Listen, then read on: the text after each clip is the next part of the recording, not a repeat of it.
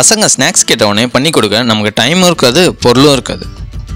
ஆனால் சிம்பிளாக ஹெல்த்தியாக வீட்டில் இருக்க 4 பொருளை வச்சு ஒரு அருமையான ஸ்நாக்ஸ் பண்ணலாம். உங்களுக்கு டைமும் வேஸ்ட் ஆகாது.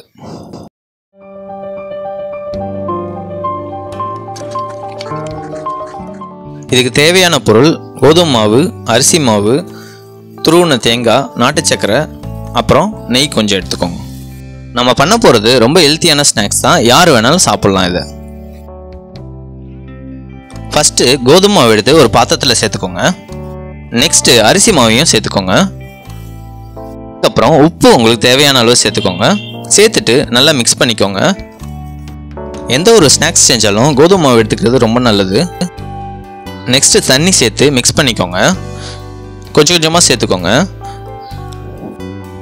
நல்லா தண்ணி சேர்த்துட்டு இது தோசை மாவு பதத்துக்கு வர அளவுக்கு நல்லா மிக்ஸ் பண்ணி வச்சுக்கோங்க. இந்த டிஷ்ஷை பொறுத்த வரைக்கும் ஆயில் நம்ம விட போகிறதில்ல, அதனால டேஸ்டியாகவும் ஹெல்த்தியாகவும் இருக்கும். இந்த மாதிரி தண்ணி கொஞ்சம் கொஞ்சமாக விட்டுட்டு இந்த மாதிரி அளவுக்கு மிக்ஸ் பண்ணி வச்சுக்கோங்க.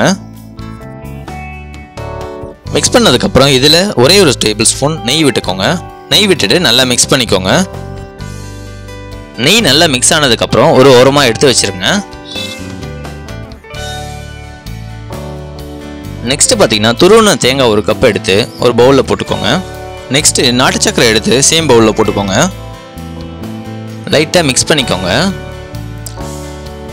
எப்போவுமே ஒரு டெசர்ட்டோ இல்லை ஸ்நாக்ஸோ வீட்டில் செய்யும்போது நாட்டு சக்கரை, வெல்லம் இல்லை பனை வெல்லம், அப்படி இல்லைன்னா தேங்காய், இந்த மாதிரி பொருள்லாம் சேர்த்துக்கிறது ரொம்பவே நல்லது. நெக்ஸ்ட்டு பார்த்தீங்கன்னா நம்ம ரெடி பண்ணி வச்சுருந்த மாவு எடுத்து இந்த மாதிரி நீங்கள் சுட்டுக்கோங்க. ஒரு ட்ராப் கூட ஆயில் விட வேணாம். ஆயில் விட்டால் நல்லா இருக்காது. நம்ம ஏற்கனவே நெய் ஆட் பண்ணதுனால ஆயில் விட தேவையில்ல. இந்த மாதிரி ஷேப்பில் நீங்கள் சுட்டுக்கோங்க. ஈவினிங் டைமில் ஸ்கூலுக்கு போயிட்டு வந்தோடனே பசங்களுக்கு இந்த மாதிரி செஞ்சு கொடுங்க, ரொம்பவே விரும்பி சாப்பிடுவாங்க. ஒரு பக்கம் வெந்தவுடனே திருப்பி போட்டுருங்க. அதுக்கப்புறம் நம்ம ரெடி பண்ணி வச்சிருந்த ஸ்டஃபிங் எடுத்து நடுவில் ஆட் பண்ணிக்கோங்க. ஆட் பண்ணிவிட்டு எல்லா சைடையும் மூடி விட்டுருங்க. இந்த மாதிரி மூடி விட்டுருங்க. இந்த டிஷ்ஷை பொறுத்த வரைக்கும் பார்த்தீங்கன்னா நம்ம மேக்ஸிமம் 2லேருந்து 3 நாள் வரைக்கும் வச்சு சாப்பிட்டுக்கலாம்.